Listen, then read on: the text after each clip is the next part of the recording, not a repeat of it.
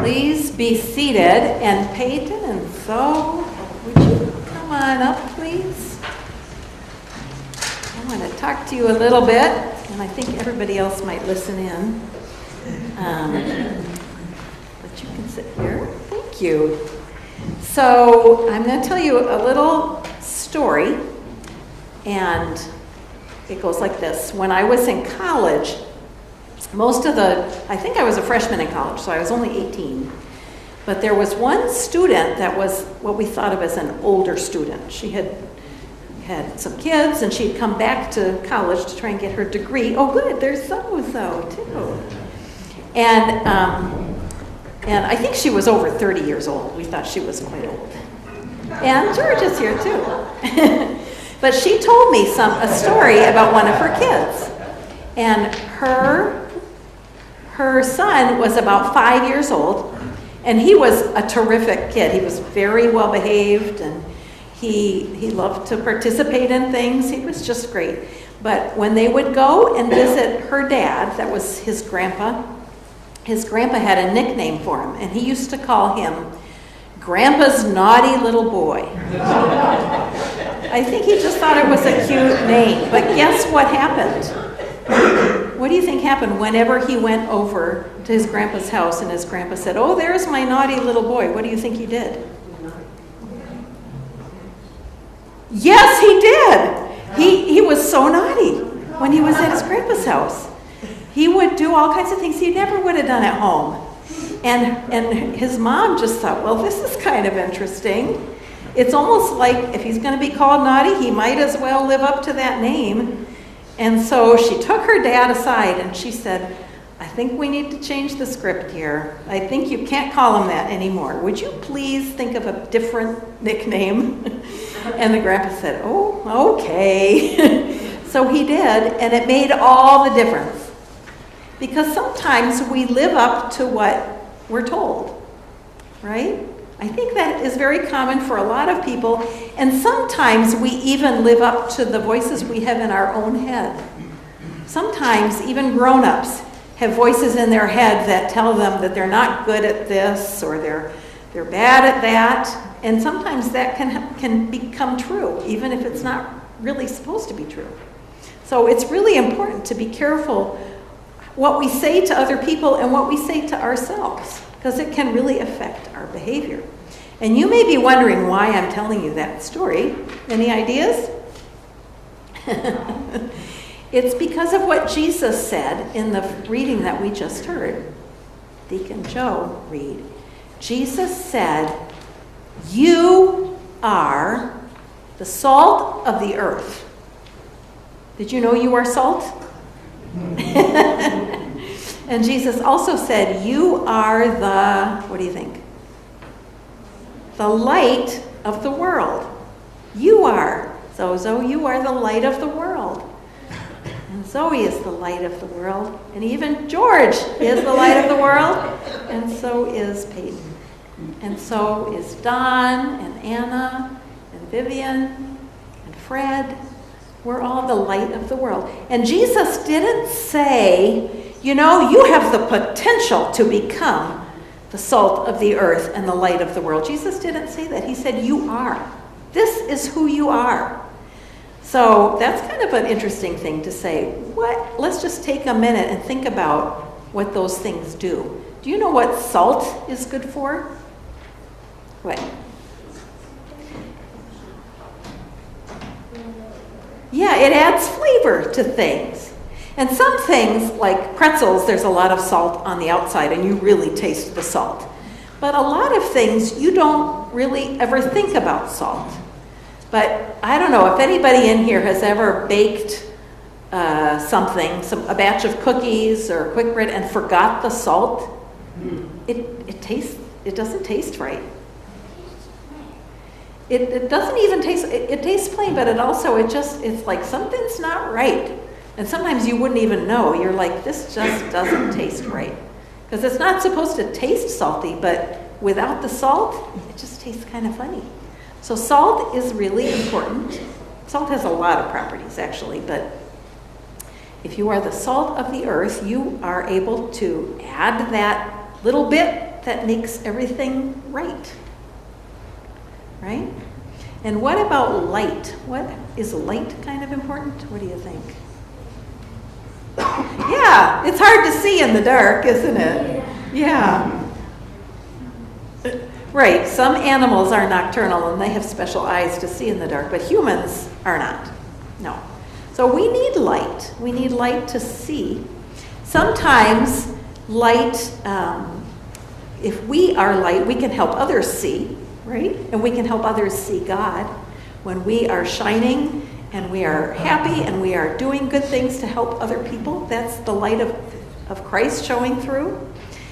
Sometimes light casts is important to show where things need to be fixed, right? Like if you don't know about hard things that are going on and somebody shines a light on it, you say, oh my goodness, that's not okay. I need to do something to help this situation. Light can be really important that way too. Yeah. But Jesus said, you are light. So I have a couple of ideas. One is, I want to think a little bit about the lesson that Peyton read, because that really matches this idea about light, because that lesson is talking about what God wants from us. And some people think maybe God wants me to, do you know what it's called when you don't eat? That kept coming up in the reading. If you don't eat, it's called fasting.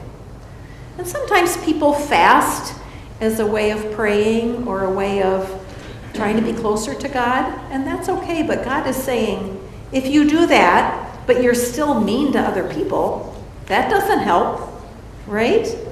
And if you try and do things that are going to please God, but then you ignore people that need your help, that's not it. That's not how I want worship. God said, I'm going to read the reading that you just read, Zoe.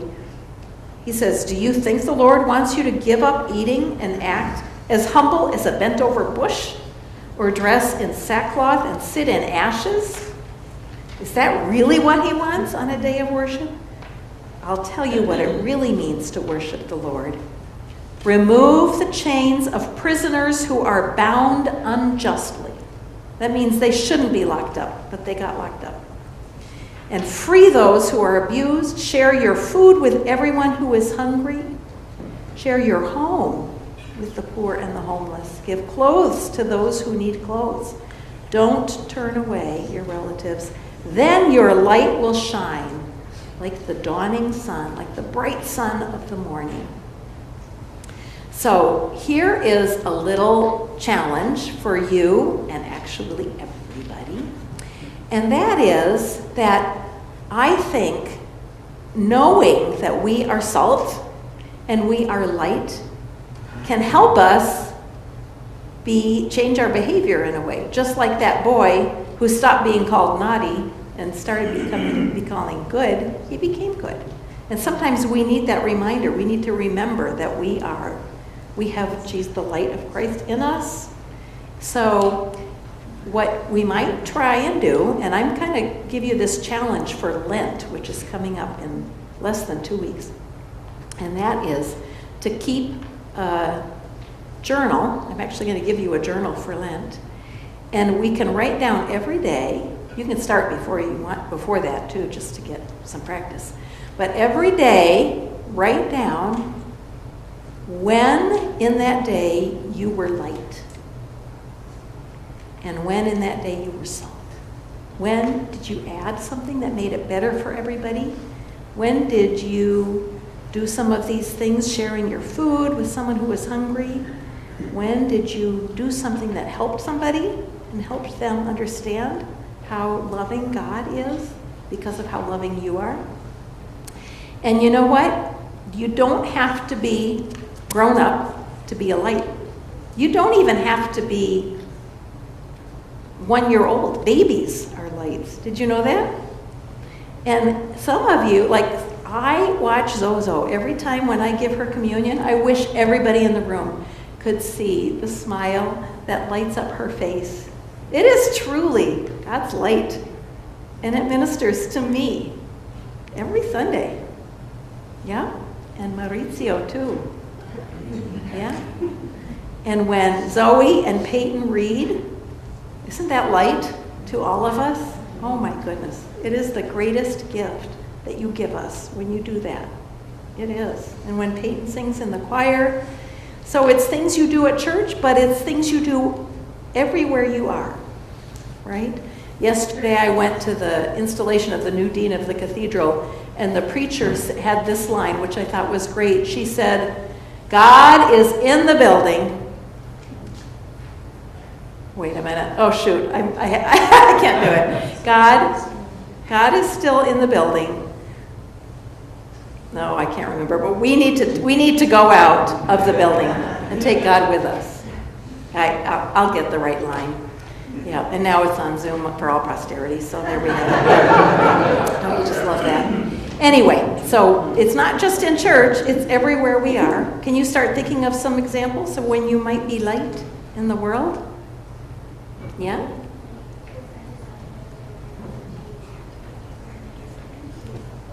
Yes. I almost called her Zoe. Peyton just said, maybe your friend is having trouble figuring something out at school, like on the computer, and you can go and help them.